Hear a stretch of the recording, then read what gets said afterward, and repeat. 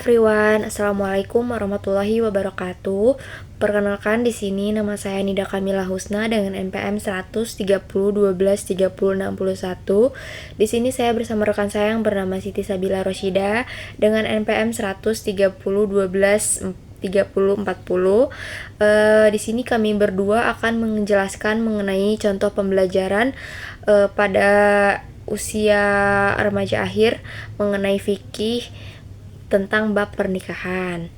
Oke, teman-teman, jadi di sini saya akan menjelaskan tentang tujuan pembelajaran.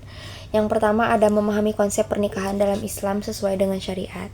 Dan yang kedua ada mengetahui syarat sah rukun nikah dalam Islam.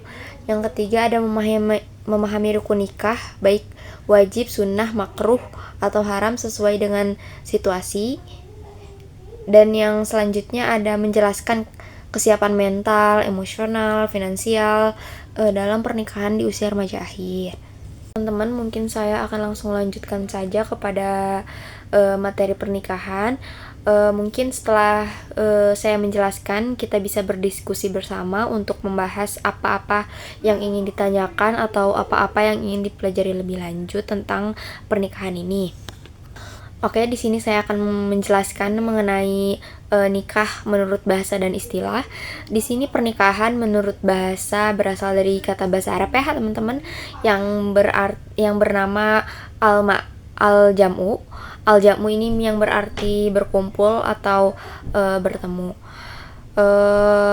Menurut istilah, menikah ini ialah ikatan lahir batin antara seorang laki-laki dan perempuan untuk hidup bersama dalam suatu rumah tangga melalui akad yang dilakukan menurut hukum syariat Islam. Baik teman-teman semua, saya akan melanjutkan materi pernikahan ini. Di sini ada pengertian nikah menurut hadis. Menurut hadis, nikah adalah sunnah dan perintah Rasulullah SAW, serta merupakan salah satu tanda beriman kepada beliau. Di sini dijelaskan dalam hadis riwayat Bukhari yang artinya, wahai kalian pemuda, barang siapa di antara kalian yang telah mampu menikah, maka hendaklah ia menikah karena ia lebih bisa menundukkan pandangannya dan lebih bisa menjaga kemaluannya. Namun barang siapa yang belum mampu, hendaklah ia berpuasa, sebab hal itu dapat menjadi penghalang baginya atau meredam hawa nafsunya. Riwayat Bukhari. Teman-teman, selanjutnya di sini ada pernikahan menurut Al-Qur'an. Di sini dijelaskan menurut Al-Qur'an, nikah adalah perjanjian suci yang dilakukan oleh laki-laki dan perempuan untuk melanjutkan hubungan menjadi halal. Nikah juga merupakan ikatan lahir batin yang dilakukan melalui akad menurut hukum syariat Islam. Di sini dijelaskan dalam surat Asy-Syura ayat 11 yang artinya, Allah menciptakan langit dan bumi. Dia menjadikan bagimu pasangan-pasangan dari jenismu sendiri, dan menjadikan pula dari jenis hewan ternak pasangan-pasangannya. Dia menjadikanmu berkembang biak dengan jalan itu. Tidak ada sesuatu pun yang serupa dengannya. Dia maha mendengar lagi maha melihat. Oke teman-teman semua, selanjutnya di sini ada syarat sah dan rukun nikah. Di sini ada rukun nikah terlebih dahulu ya teman-teman. Rukun nikahnya di antara lain ada yang pertama mempelai pria, ya sudah jelas. Yang kedua pasti ada mempelai wanita. Yang ketiga ada wali nikah. Yang keempat ada 2 orang saksi. Yang kelima ada ijab dan qabul. Lalu yang selanjutnya ada syarat sah pernikahan. Yang pertama ada calon suami dan istri beragama Islam. Karena di sini pernikahan sesuai hukum dan syariat Islam ya, sudah tentu pasti istri dan suami yang beragama Islam. Yang kedua, calon suami tidak sedang beristri 4. Yang ketiga ada calon istri tidak sedang dalam masa iddah. Yang kelima ada calon suami dan istri bukan mahram. Yang keenam ada calon suami dan istri tidak sedang melakukan ibadah haji atau umroh. Yang selanjutnya ada calon suami dan istri tidak dipaksa untuk menikah. Yang selanjutnya ada ijab kabul harus bersifat selamanya. Atau di sini maksud selamanya di sini itu bukan seperti nikah kontrak yang ada batas waktunya. Yang selanjutnya ada pasangan calon suami dan istri harus sudah pasti yakin ingin menikah dengan satu sama lain. Lalu yang terakhir ada akad nikah dihadiri oleh kedua saksi yang adil. Baik teman-teman, mari kita lanjutkan ke materi berikutnya, yaitu ada hukum nikah. Kondisi yang menyebabkan nikah menjadi wajib, sunnah, makruh ataupun haram. Yang pertama ada wajib. Nah, di dalam wajib ini seseorang dikatakan menikah, yaitu kekhawatiran terjerumus dalam zina. Jadi jika seseorang memiliki keinginan untuk menikah dan khawatir akan terjerumus ke dalam perzinahan, jika tidak menikah maka pernikahan itu menjadi wajib. Nah, ini tuh berlaku bagi mereka yang telah mencapai usia yang sesuai dan mampu secara fisik serta finansialnya. Nah, ada menurut Imam Hanafi, syarat-syarat wajib ada 4 syarat yang harus dipenuhi agar nikah menjadi wajib. Nah, yang pertama itu adanya keinginan untuk menikah. Yang kedua, kekhawatiran akan terjerumus pada zina. Yang ketiga, ketidakmampuan untuk menahan diri melalui puasa. Yang keempat, kemampuan untuk memberikan mahar dan nafkah dengan cara yang halal. Selanjutnya, yang kedua ada sunnah. Seseorang dikatakan sunnah dalam menikah, yaitu keinginan menikah tanpa kekhawatiran. Jika seseorang memiliki keinginan kuat untuk menikah, tetapi ia tidak khawatir akan terjerumus ke dalam pernikahan, nah, maka hukumnya menjadi sunnah pernikahan tersebut. Dalam hal ini, menikah dianggap sebagai tindakan yang baik dan dianjurkan meskipun tidak wajib. Yang pertama itu sunnah muakkadah. Nah, menikah bisa menjadi sunnah muakkadah jika seseorang ingin menikah namun masih bisa menahan diri dari perbuatan zina. Nah, dalam kondisi ini tidak menikah dapat dianggap sebagai dosa kecil saja. Untuk hukum selanjutnya, yaitu yang ketiga adalah makruh. Nah, kemampuan menahan diri, seseorang memiliki kemampuan untuk menahan diri dari perbuatan zina ini, tetapi belum berkeinginan untuk menikah. Nah, dalam hal ini, menikah dianggap lebih baik daripada tidak menikah karena dapat menjaga kehormatan dan mencegah perbuatan tercela. Selanjutnya, dikatakan makruh jika kondisi finansial yang tidak memadai. Nah, jika seseorang tidak memiliki penghasilan atau kemampuan untuk memenuhi kebutuhan rumah tangga, maka pernikahan bisa menjadi makruh, terutama jika tidak ada keinginan yang kuat untuk memiliki anak. Yang selanjutnya adalah haram. Nah, pernikahan itu dikatakan haram jika yang pertama ketidakmampuan memberi nafkah. Nah, jika seseorang tidak mampu memberikan nafkah lahir dan batin kepada istri, atau jika pernikahan tersebut akan merugikan istri dan anak-anaknya, maka hukum pernikahan tersebut menjadi haram. Yang kedua ada paksaan atau ketidakmampuan. Nah, menikahkan seseorang yang tidak memiliki keinginan atau kemampuan untuk menjalani kehidupan berumah tangga dengan baik juga dianggap pernikahan itu haram. Nah, ini termasuk situasi di mana seseorang terpaksa menikah tanpa kesiapan mental atau finansial.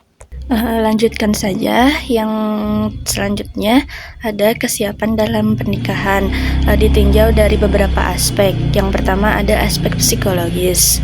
Maksudnya adalah kematangan emosional adalah kemampuan seseorang untuk mengelola perasaan, memahami emosi pasangan dan menghadapi konflik secara bijaksana. Nah, orang yang matang secara emosional cenderung lebih mampu menjalani pernikahan dengan sabar, menghargai perbedaan dan menjaga keharmonisan hubungan. Nah, tanda-tanda kematangan emosi seseorang adalah mampu mengontrol amarah, tidak cemburu berlebihan, dan memiliki pola pikir dewasa dalam menyelesaikan masalah. Selanjutnya ada dari aspek finansial. Nah, kesiapan menafkahi dalam Islam, seorang suami memiliki kewajiban menafkahi istrinya, baik nafkah lahir seperti makanan, pakaian, dan tempat tinggal, maupun nafkah batin. Nah, kesiapan finansial berarti memiliki sumber pendapatan yang cukup untuk memenuhi kebutuhan dasar keluarga. Namun, kesiapan finansial tidak harus menunggu seseorang menjadi kaya, tetapi lebih pada kemampuan mengelola penghasilan secara bijak. Nah, dalam Islam mengajarkan bahwa rezeki akan datang bersama tanggung jawab, tetapi persiapan tetap diperlukan untuk mengurangi beban di awal pernikahan. Selanjutnya ada dalam aspek sosial. Nah, kesepakatan dan dukungan keluarga ini merupakan faktor penting dalam membangun pernikahan yang stabil dan harmonis. Nah, kesepakatan keluarga menunjukkan adanya restu dan dukungan moral yang akan mempermudah pasangan menghadapi tantangan dalam pernikahan. Nah, dalam budaya tertentu, peran keluarga besar sangat signifikan sehingga komunikasi yang baik dengan keluarga harus dibangun sebelum pernikahan terjadi. Nah, untuk selanjutnya adalah tentang pernikahan dini dan tantangannya. Nah, pernikahan dini adalah pernikahan yang dilakukan pada usia yang relatif muda, biasanya di bawah usia dewasa menurut standar sosial dan hukum. Nah, dalam Islam, pernikahan dini diperbolehkan jika memenuhi syarat dan ketentuan syariat, tetapi memiliki tantangan tersendiri. Nah, yang pertama itu menurut perspektif Islam tentang menikah di usia muda ini, yaitu Islam tidak menetapkan batas usia minimal tertentu untuk menikah, tetapi mengutamakan kesiapan mental, fisik, dan kemampuan menjalankan tanggung jawab.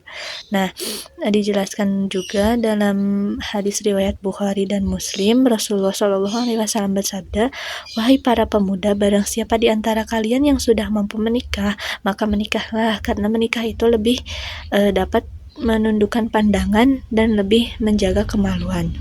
Nah, pernikahan dini dianggap sah jika kedua pihak sudah baligh dan mampu menjalankan tanggung jawab pernikahan.